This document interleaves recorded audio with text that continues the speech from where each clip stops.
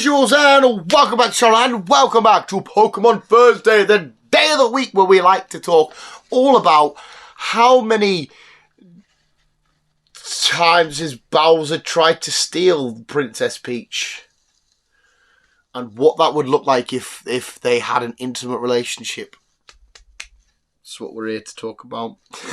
Really, we're here to talk about Pokemon, and again, we're going to do another character getting a Pokemon team, a iconic hero of some kind, way, shape or form, or size and stature. And once again, I'm not sure if we started this mini-series for Superhero Wednesday or Pokemon Thursday.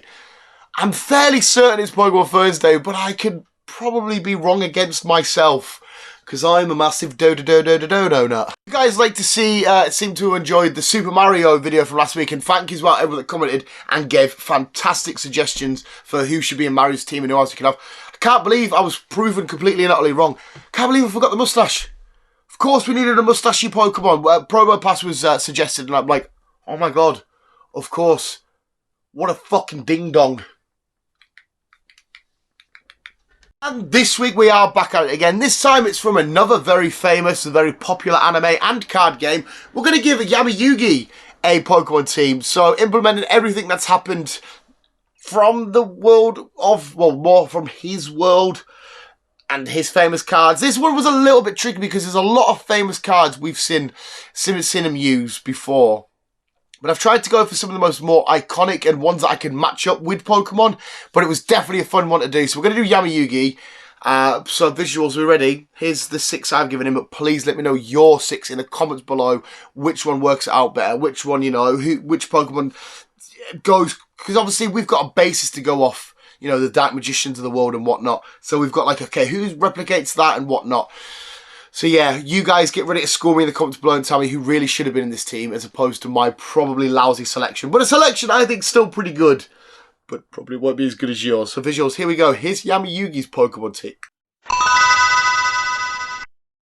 Of course, we are looking, like I said, at Yami Yugi. We can reference, I guess, Yugi as part of it. But obviously, Yami, I think Yami means dark, doesn't it? It's Dark Yugi. It's when he's big, tall, and a bit bigger and a bit more. I don't know. You know who he is. But first of all, we're going to go with Rayquaza. Why Rayquaza? Well, we often see the God cards get used quite a lot in the world of Yu-Gi-Oh! But mostly to our start again, Dan. Mostly associated with our duelist Yami Yugi, it's Cypher the Sky Dragon. That's the dragon that we see him use most commonly. And who else is a big flying sky dragon? It's Rayquaza. I know the colour scheme's a bit different, but also it's Mega Rayquaza, because if you look at Mega Rayquaza with the bits that come down and whatnot, they don't look too dissimilar from like the face of Slifer with his big bottom set of mouths. He's got mouths on top of his mouth. I mean, they're not a million miles apart. Slifer's probably a bit bigger and a bit thicker, whereas Rayquaza's a bit more wormy-like. Even Mega Rayquaza's a bit more wormy-like. But they both embody the same sort of thing. They're both dragons. They're both the Sky Dragon. We know that Rayquaza's he's in the ozone layer and whatnot. You know, the god of the skies and stuff. So I think that's a pretty fitting match. If Rayquaza was red, it would be a perfect carbon copy match. But because he's green, it's the only thing that's really a bit off-putting. But Yugi would definitely catch him like, is that Slifer the Sky Dragon? And no, it's not. It's Rayquaza, but he's on your team. So we've gone for Hooper. Now this one's quite cool because we've got Hooper in its unbound form and Hooper in its confined form. And you can say that Hooper confined is sort of bit more, yay, laxy-doozle, whatever the word is, Dark Magician-esque. Or that you can say in its unbound form, it's a bit more scary, a bit more stoic and faced, kind of like Dark Magician. And it's the closest, really, Hooper that I could really think of as a magician sort of Pokemon. Yes, you could say Alakazam, I guess, with the spoons and all that kind of stuff. But no, in terms of like showmanship, magician, you know, blah, blah, blah, it fits the theme a bit more for me anyway, Hooper.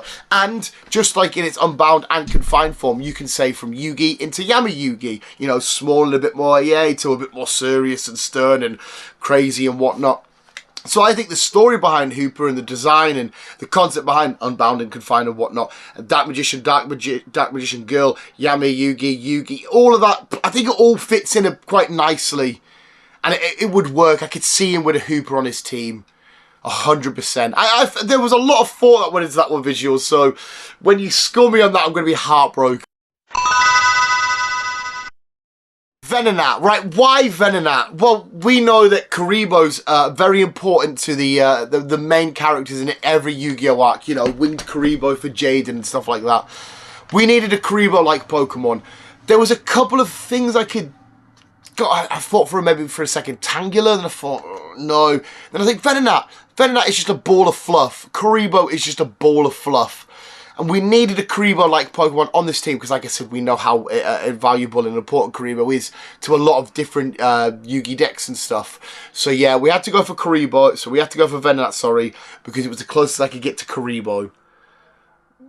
So, he's going to be disappointed when it evolves. He's going to be like, what's happened to my fucking Karibo? It's a moth now. Egypt. Egypt is a massive point in Yu-Gi-Oh! It's maybe the most important point. It's, you know, the old Duel Monster games they would play back in ancient Egypt and stuff. We had to have the element, and we had to have the element. We had to have the aesthetic of an Egyptian themed Pokemon on this team. So of course we went for Cofarigus. He had to be on this team. Like I said, Egypt being such a pivotal point, pyramids and all that kind of shit, even going back and sending Yami Yugi, sort of the Pharaoh, back to where he needs to be and shit. Egypt is the overall tone and theme of the Yu-Gi-Oh world and stuff. So, Cofarigus being a sarcophagus that floats around and does all ghosty shit. Technically, there's ghost elements at play with the whole Yami Yugi stuff. It's a spirit and all that kind of shit. So, there's got the typing in there as well. And I think it's another perfect fit, but again, you guys are probably going to fucking school me. Gigantamax Grimmsnarl. Why? Why Gigantamax Grimmsnarl? It was the closest looking card I could think for Summon Skull. We needed a Summon Skull representation on this team. And again, it's another Pokemon I could see him sending out in battle. And why Gigantamax? Well, why the fuck not? We're going to have him as his... Plus, Gigantamax form looks a little bit more Summon Scully as opposed to the normal Grimmsnarl. He's a bit more wider, where Summon Skull's a bit more commanding and a bit more... I think the Gigantamax form looks a bit more similar. But it's got that whole demony, hell sort of vibe to it anyway. Summon Skull, you know, being an Arc Fiend, you could see Grimmsnarl being an Arc Fiend type card inside of the world of Yu-Gi-Oh! I could see Yugi stumbling upon a Grimmsnarl being like, oh my god, is that some sort of Summon Skull sort of thing in this world? I don't know, I just think it fits the tone and it fits the bill quite well in this world, so we've gone for Grimmsnarl. Finally, we've gone for Magneton. Why Magneton? Well, the Magnet Warriors. Again, it fits into play. Yes, you can say, well, what about Magnezone? Well, when the Magnet Warriors all come together to make fucking... Oh, I forgot his fucking name now. Yeah, they all come together, don't they, to make... Yes, you know who I mean. I was like, okay, cool. But the Magnet Warriors are, for me, are a bit more iconic. I used to always love when I was dueling years ago to try and bring them out, bring them together. I just thought they were cool, unique design Yu-Gi-Oh cards and whatnot. And Magneton is basically the carbon copy. You know, 3 Magnemites come together, Magneton. You could have said, well, why don't you have Magnemite in your team? Well, I'm like, well, I need 3, and Magneton is just 3 Magnemites. How many times have we say Magna and Magneton and mag shit in this little segment of the video? But Magneton, I think it fits the bill. Absolutely beautiful. Some extremely great cards from Yugi's past and whatnot. So, Magneton on the team. And there we are, visual. Sorry, some of the gifs I could find was like horrible. I couldn't find crisp ones. It's sometimes a nightmare finding Pokemon gifs online. But anyway, whatever. What do you think of this team? Do you think it fits the bill? I think the thought is all there, and I think the themes of every Pokemon's in there. You could maybe say the Summon Skull, Grimmsnarl one's a bit meh. I think it's hard to argue with Venonat Karibo because they are, you know, somewhat similar. I love the Hooper concept. Requires, I don't think we can argue really with. Cofarigus, I don't think we can argue with. And Magneton, maybe you could debate there somewhere, but to me that fits the bill. But I still look forward to when you guys absolutely wreck me in the comments. Here we go, visuals. Yami Yugi's Pokemon team. What team would you give him, and who should we do next? I don't know if we're going to do this again for next week's episode, because it's been a while since we've done... obviously, we did Super Mario. Thank you for all the love on Super Mario's team as well, by the way, visuals. So I thought we would do this. We'll branch out, do another quite out there character one. You know, I know something stupid like Goku's or fucking Lego Emmett or Nigel Thornberry. Who should we have on them teams for their teams? But visuals, anyway, if you did enjoy the video, please Wabuski and Shanuski. Let me know in the comments below what you think of this team and who we should do next. But apart from that, visuals, have a lovely rest of your week, and always keep being you and keep on keeping out.